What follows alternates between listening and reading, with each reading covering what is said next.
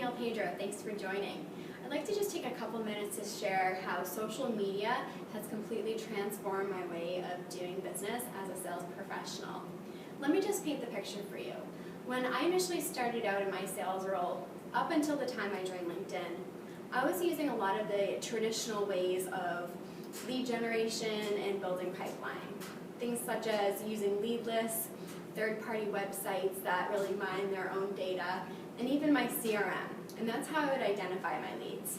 And I would go about trying to get into an account through cold calling and generic email templates and email blasts.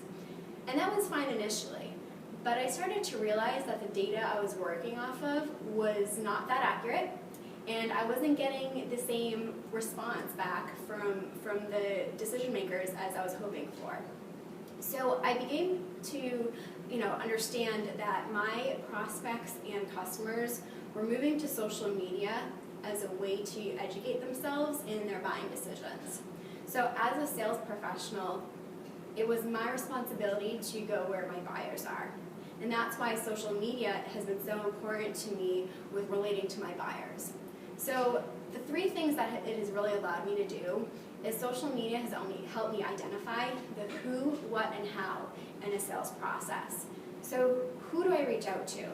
Well, LinkedIn has over 200 million professionals growing at a rate of 2 members a second. So I now have a huge membership base available to me to really uncover who not only the decision maker is, but also other influencers in the buying process.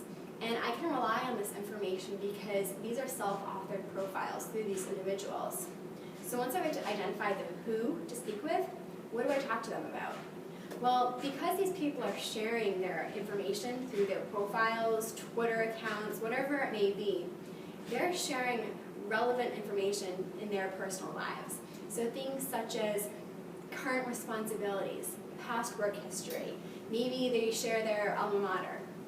And more important than that is if they're sharing insights to what is important to them in their roles, this provides me the opportunity to have something relevant to talk to them about when I make the initial contact with them.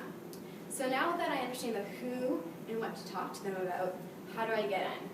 Well, instead of going about banging away at the phones or copy and pasting email templates, social media can now allow me to leverage my connections that I have, both within my team and through my entire network. And being able to leverage these connections and gain a warm introduction to a prospect is so much more powerful for me. Think of it this way. If you're a CFO and you have a salesperson calling you relentlessly to try to get in the door, versus somebody that you've been introduced to through a mutual third party, whether it's a friend or a colleague, who are you more likely to give a few minutes of your day to? And that's really what the whole introduction and leveraging your social media world is all about. If you'd like to learn more about how your sales key teams can really embrace social selling, please let me know and connect with me. I'd be happy to share some more.